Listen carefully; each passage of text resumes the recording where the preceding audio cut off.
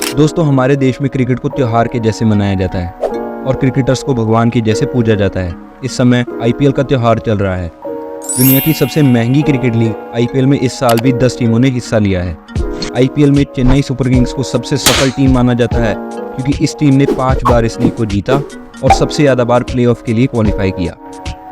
इस साल Chennai super Kings की ब्रांड वैल्यू भी 2700 करोड़ के आसपास है, जो कि बाकी टीमों में सबसे ज़्यादा है। पिछले साल का आईपीएल भी चेन्नई ने ही जीता और आईपीएल जीतने पर उसे 20 करोड़ रुपए की प्राइज मनी भी मिली थी। पर अगर आप ध्यान से सोचो तो क्या एक 2700 करोड़ की मार्केट वैल्यू रखने वाली टीम के लिए 20 करोड़ के प्राइज मनी की कोई वैल्यू है? या सीएसके या बाकी टीम सिर्फ 20 करोड़ का प्राइज जीतने के लिए आईपीएल टूर्नामेंट में हिस्सा लेती है?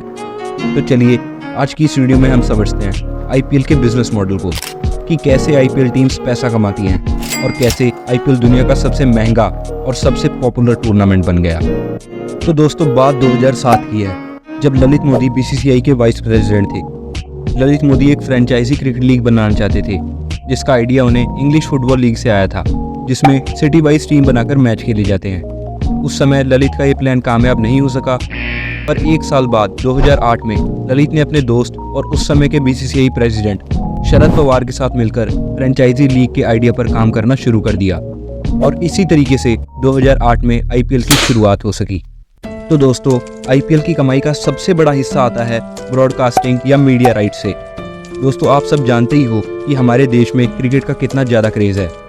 आईपीएल मैच के शुरू होते ही सब अपने टीवी या फ़ोन के सामने बैठ जाते हैं। इस वजह से उस चैनल या ओटीटी प्लेटफॉर्म पर व्यूअरशिप भी बढ़ जाती है जिस पर मैच ब्रॉडकास्ट हो रहा होता है। इस वजह से हर चैनल चाहता है कि उसे ही ब्रॉडकास्टिंग राइट्स मिले। बीसीसीआई ये राइट्स सिर्फ उसी चैनल को देता है जो इसकी सबसे ज़्यादा रकम देने को तैयार हो। जैसे साल 2008 से 2017 तक के राइट्स सोनी के पास थे, जिसने 10 साल के राइट्स हासिल करने के लिए 8,200 करोड़ खर्च किए थे।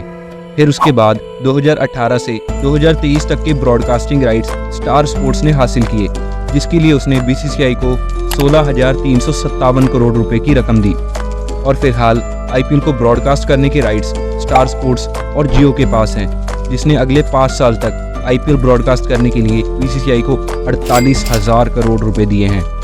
मतलब 2018 से 2017 तक 8,200 करोड़, फिर अगले 5 साल के लिए 16,400 करोड़ और अब 2027 तक 48,000 करोड़। ब्रॉडकास्टिंग राइट्स से होने वाली कमाई का 50% बीसीसीआई आईपीएल टीम्स में बांट देता है और बचा हुआ 50% अपने पास रखता है। पर अब आपके मन में सवाल आएगा कि आखिर ये चैनल्स या ओटीटी प्लेटफॉर्म्स ब्रॉडकास्ट करने के इतने पैसे क्यों देती है? तो दोस्तों, इसका जवाब है एडवर्टाइजमेंट रेवेन्यू। जैसा कि मैंने आपको पहले ही बताया है कि जिस चैनल पर आईपीएल ब्रॉडकास्ट होता है उसकी व्यूअरशिप बहुत तेज़ी से बढ़ने लगती है। तो ऐसे चैनल्स पर बड़ी बड़ी कंपनीज अपनी एड्स चलाने के लिए लाखों रुपए देने के लिए भी तैयार हैं।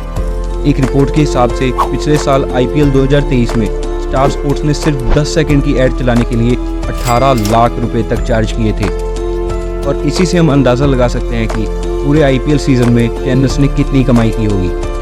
आईपीएल की अर्निंग का दूसरा तरीका है title sponsorship, Tata IPL. IPL के नाम के ऊपर टाटा के टाइटल का आना ही टाइटल स्पॉन्सरशिप होता है। जैसे आईपीएल की शुरुआत में डीएलएफ आईपीएल या वीवो आईपीएल आया करता था।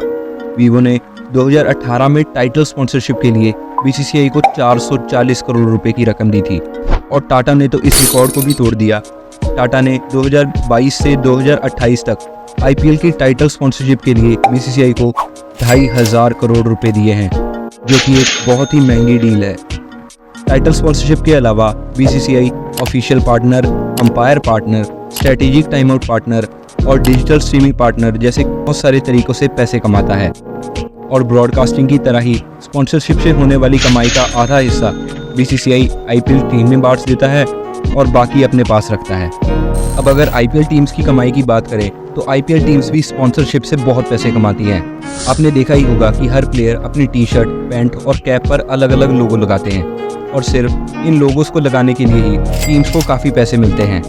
इसके अलावा जब लोग मैच देखने स्टेडियम में जाते हैं तो टिकट से होने वाली कमाई का 80% भी सीधा आईपीएल टीम्स को ही जाता है और बाकी का 20% होम टीम क्रिकेट एसोसिएशन को मिलता है।